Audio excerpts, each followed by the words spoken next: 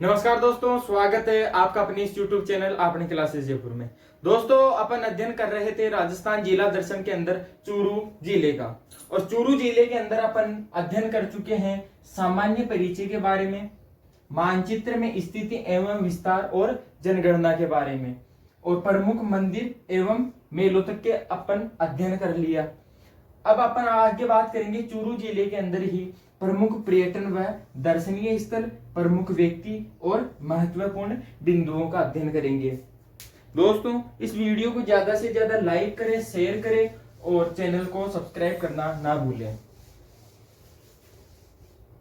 अब अपन बात करते हैं आगे प्रमुख दर्शनीय एवं पर्यटन स्थल कहाँ के? चूरू के। दोस्तों, तो सबसे पहले अपन बात करते हैं चूरू के किले की। चूरू का किला, चूरू का किला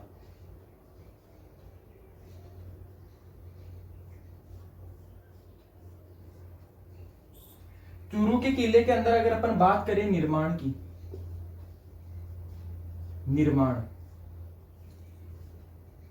तो इसका जो निर्माण है वह कराया गया था कुशाल सिंह के द्वारा। किसके द्वारा? ठाकुर कुशाल सिंह ने इसका निर्माण करवाया। ठाकुर कुशाल सिंह ने,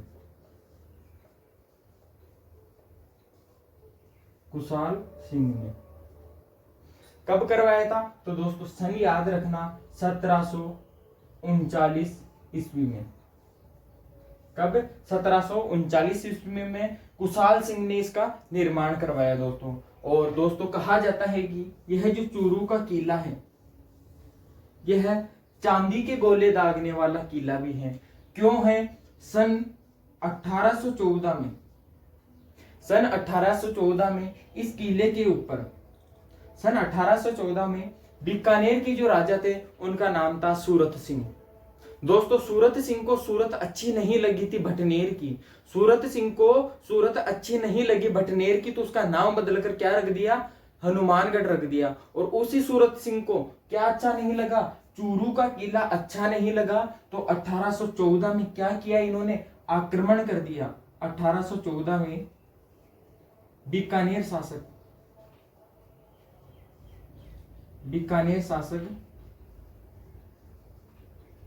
सूरत सिंह ने, किसने? सूरत सिंह ने किस पर आक्रमण कर दिया? चूरू के शासक है, चूरू के शासक।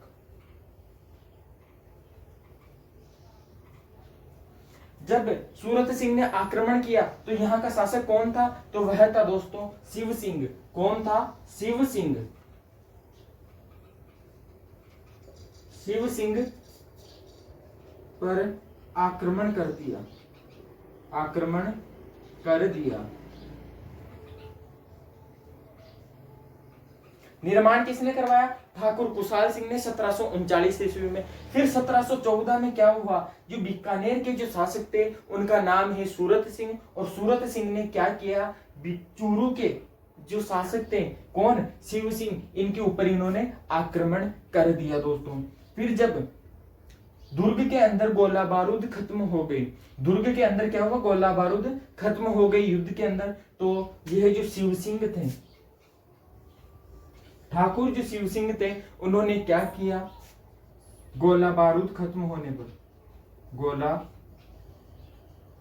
बारूद खत्म हो जाने पर,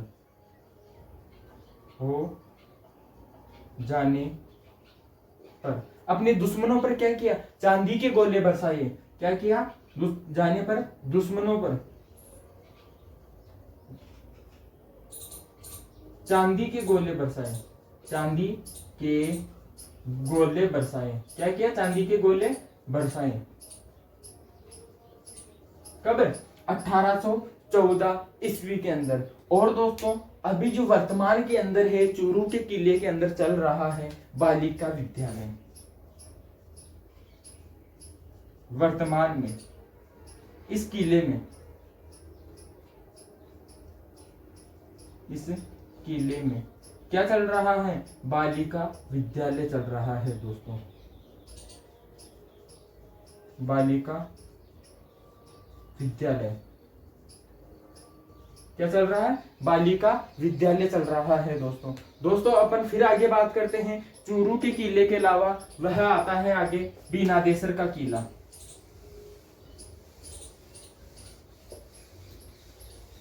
कौन सा किला? बीनादेसर का किला है दोस्तों। दूसरे नंबर पर अपन बात करते हैं बीनादेसर का किला। बीनादेसर का किला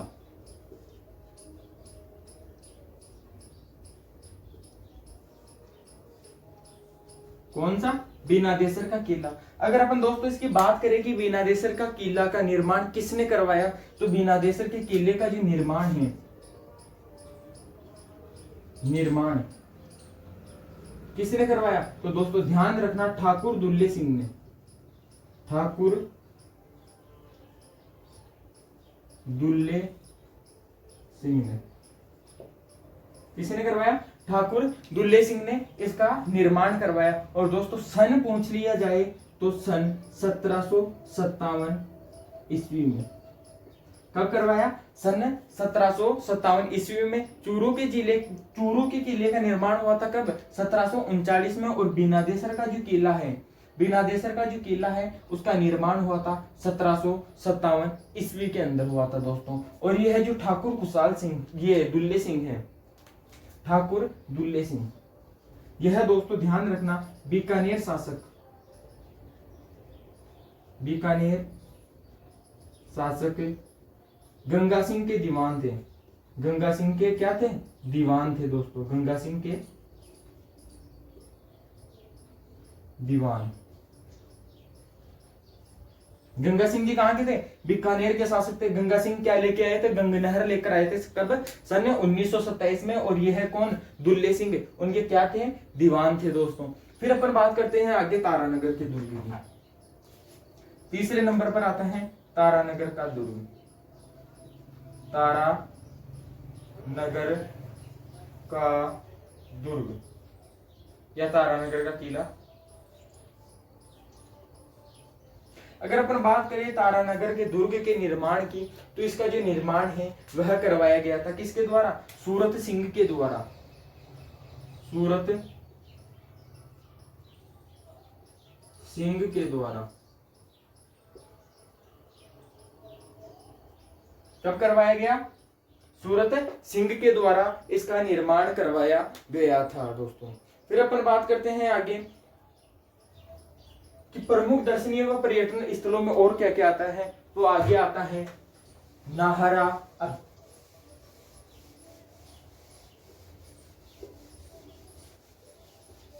नाहरा संग्रहालय। क्या आता है आगे? नाहरा संग्रहालय। डी नंबर पर यानी फोर्थ नंबर पर अपन बात करते हैं नाहरा संग्रहालय की। नाहरा संग्रहालय।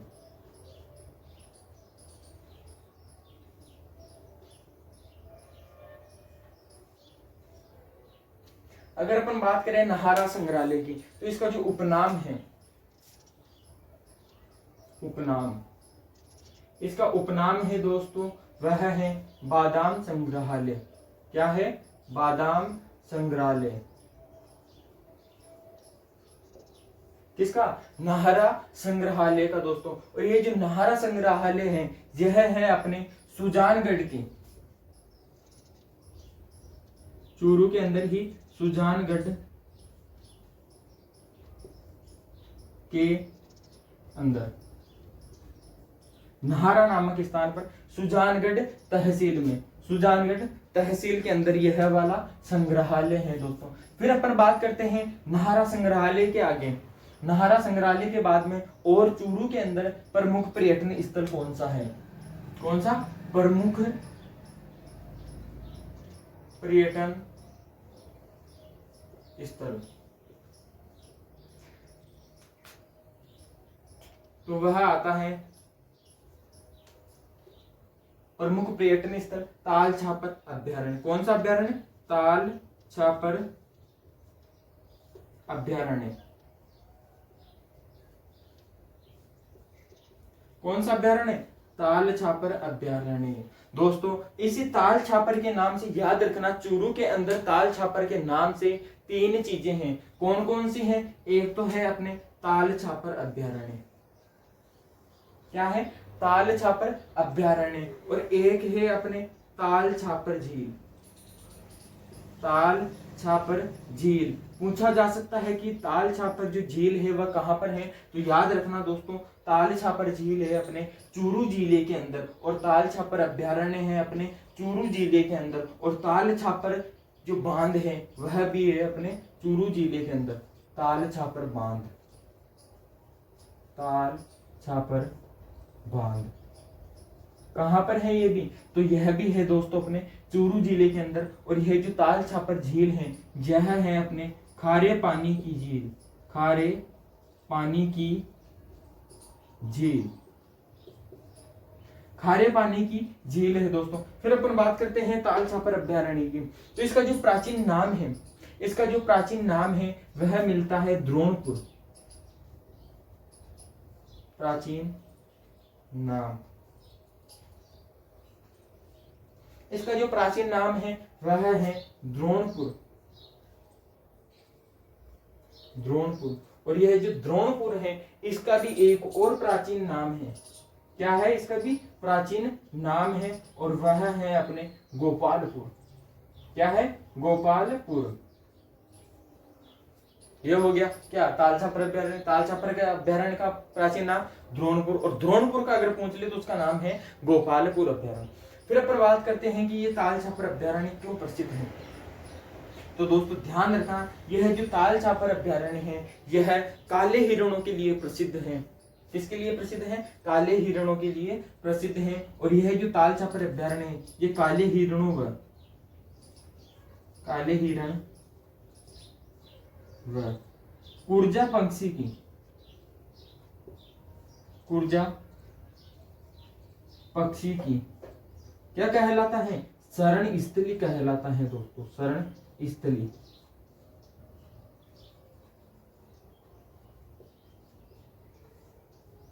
क्या कहलाता है?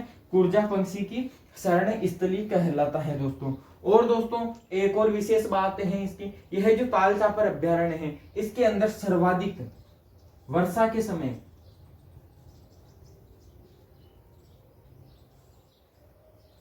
वर्षा के समय काले हिरण जो है इनकी पसंदीदा घास पाई जाती है, और वह पसंदीदा घास है मोतिया। कौन सी घास? मोतिया घास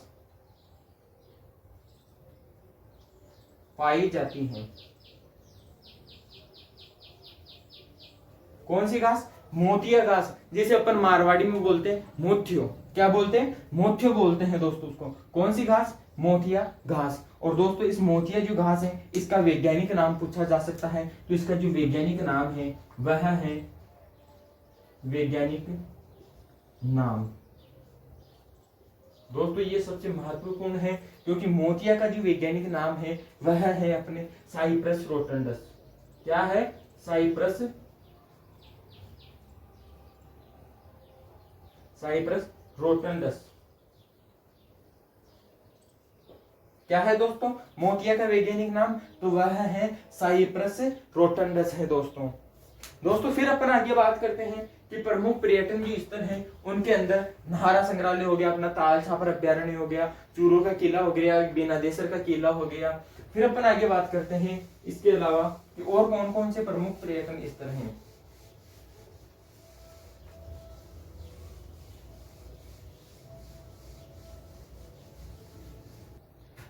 फिर आगे आता है दोस्तों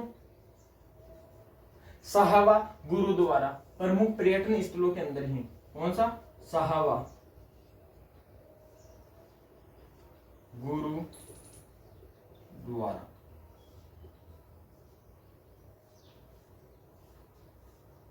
अगर अपन बात करें साहवा गुरुद्वारा की तो यह है अपने सहावा सुजानगढ़ के अंदर है दोस्तों, चूरू जिले के अंदर है।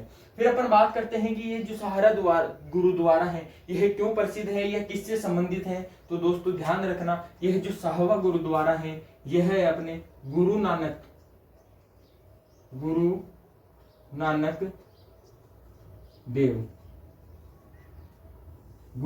देव व गुरु गोविंद सिंह जी से संबंधित है दोस्तों, गुरु गोविंद सिंह।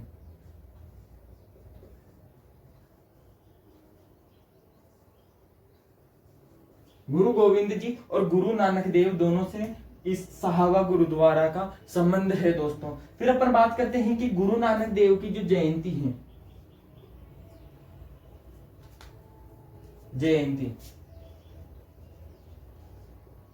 यह जो गुरु नानक देव है इनकी जो जयंती आती है वह आती है अपने कार्तिक पूर्णिमा को। कब आती है? कार्तिक पूर्णिमा को आती है दोस्तों। कब आती है? कार्तिक पूर्णिमा को। फिर अपन बात करते हैं गुरु गोविंद जी की जयंती। तो इनकी जो जयंती है वह आती है अपने पौष शुक्ल सप्तमी को। कब? पौष शुक्ल सप्तमी को। फिर अपन बात करते हैं सहावा गुरुद्वारा की। तो दोस्तों ध्यान रखना, सहावा गुरुद्वारा में राजस्थान के अंदर की अगर अपन बात करें, राजस्थान के अंदर सिख धर्म का सबसे बड़ा मेला लगता है राजस्थान में। सिख धर्म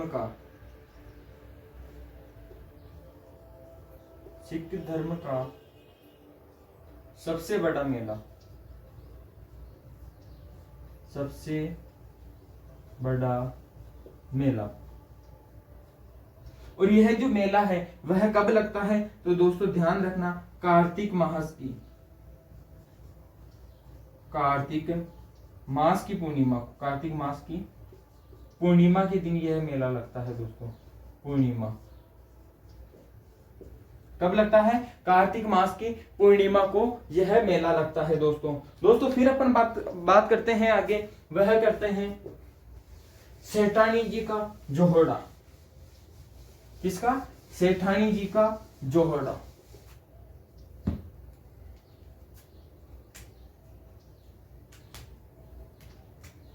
सेठानी जी का जोहड़ा।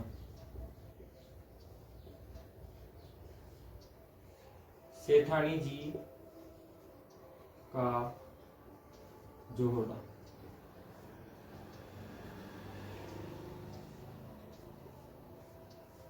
यह जो सेठानी जी का जोहड़ा है इसका निर्माण करवाया गया था भगवान दास जी की पत्नी के द्वारा। किसके द्वारा?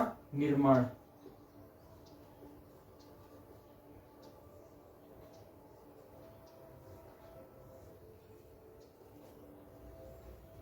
भगवान दास बांग्ला की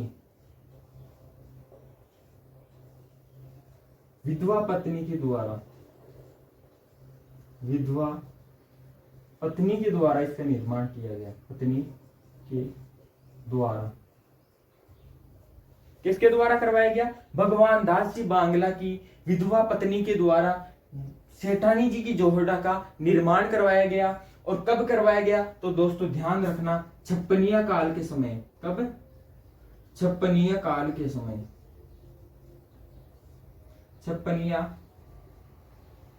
काल के समय किसका निर्माण करवाया गया? सेठानी जी का जोहड़ा। और ये दोस्तों यह क्यों प्रसिद्ध है? तो दोस्तों ध्यान रखना, यह जो सेठानी जी का जोहड़ा है यह छप्पनिया काल के समय बनवाया गया था। और यह प्रकृति प्रेमियों के लिए, प्रकृति प्रेमियों के लिए